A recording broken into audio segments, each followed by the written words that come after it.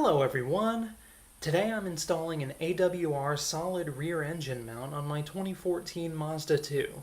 The reason for this is that the stock rubber mount allows for a lot of engine rocking back and forth between shifts, and if you're driving the car hard, that's less than ideal.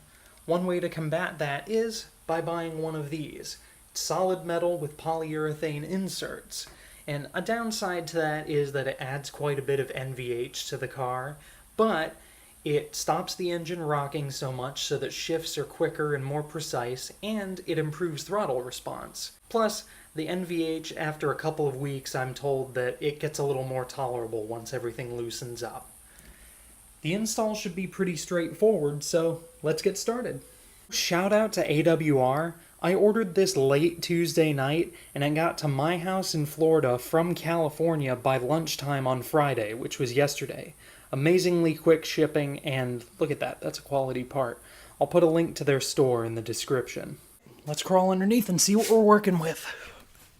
Alright guys, there it is, this part right here.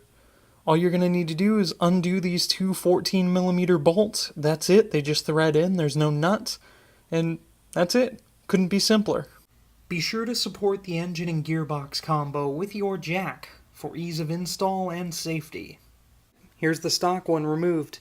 As you can see, there's plenty of room for flex in there compared to the aftermarket one. For the install, I've added grease to all these surfaces because it's going to be polyurethane sandwiched into the metal subframe, and I don't want there to be any extra squeaks or noises. There it is installed. That couldn't have been any easier. I'm going to set the car down now and see how uncomfortable I've made it. Initial impression after driving the car?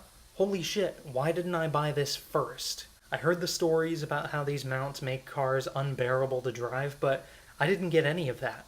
There's a little bit of vibration around 1000 RPM through the steering wheel, and that's it. Bear in mind, I did buy the 70 durometer option. That's the softest of 3 steps you can get. But that's it. It idles below that, and when you're cruising, you're above that, so it'll only be vibrating a little bit when the car is warming up. Super happy about that. But what it really improved was the 1-2 upshift. With the stock mount, the car would just fall on its face. Now you can power shift it just like any other gear.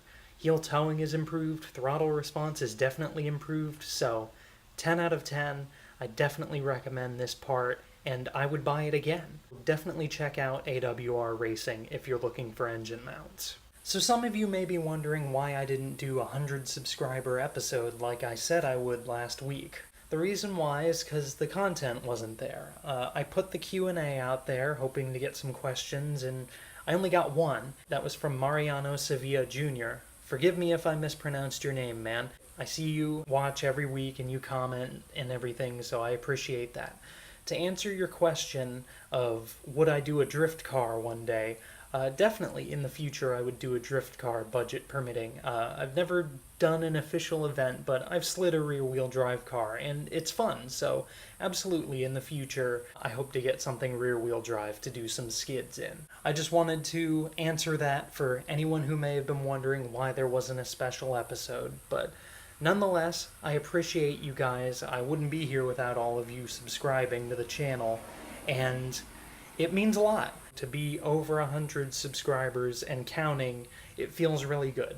In lieu of doing an official 100 subscriber episode, I just did double uploads this weekend, so I hope you guys have enjoyed both videos. Anyway, I'm going to call it a weekend, and probably go watch more videos on YouTube. So anyway, thank you all for watching. Again, thank you for subscribing, and I'll see you guys in the next one.